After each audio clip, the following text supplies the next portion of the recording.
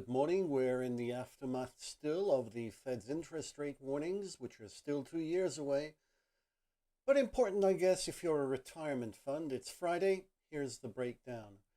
The Russell 1% loss list U.S. indices down yesterday, except the NASDAQ, which managed to pull through with a gain thanks to high-tech companies showing their faith in economic recovery.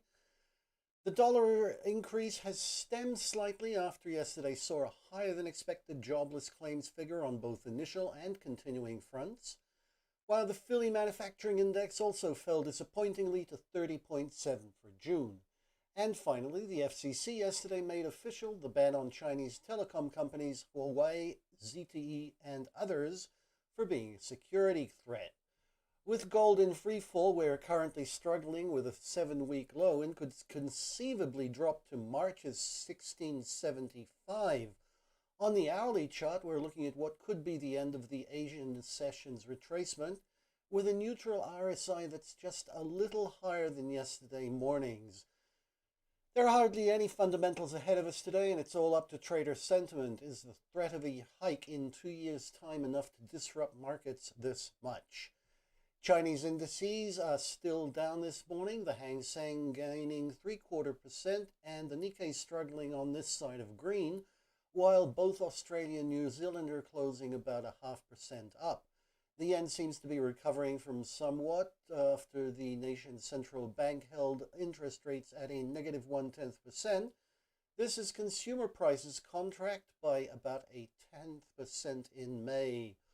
Holland, the DAX, CAC, and Euro stocks managed some gains yesterday, the rest of the continent down on Fed clamor after a 9-day winning streak. The euro is slightly up this morning as May CPIs came in at a level 2% as expected, and producer inflation soars to 7.2% year on year for 5.2% the month before. The ECB's Hans Weidman yesterday told reporters that he's hoping to end the bank's pandemic emergency purchase program during this coming year. Somehow, his words didn't inflate the euro as happened across the Atlantic, and the pound isn't getting a break from May retail sales either. These came in this morning at a 1.4% contraction month on month after April's spectacular 9% month. It's cutting the year-on-year increase by nearly half. Still ahead of us today, current accounts for the EU in about an hour. 10 banks have been excluded from selling bonds by the EU, according to Reuters this morning, for past breaches of antitrust rules. HSBC is closing its retail activities in France after doing the same last month in the US. That's 230 branches closed and 3,900 staff axed. Meanwhile, JP Morgan has announced it's expanding its London operations. They're buying the Nutmeg Wealth Manager, which is an online operation handling just under $5 billion in assets. In other corporate news, quarterly latecomer Adobe yesterday announced a 23% year-on-year hike in revenues to $3.84 million, providing shareholders with $2.32 earnings per unit. And Daimler has announced it will be expanding electric vehicles development by a year.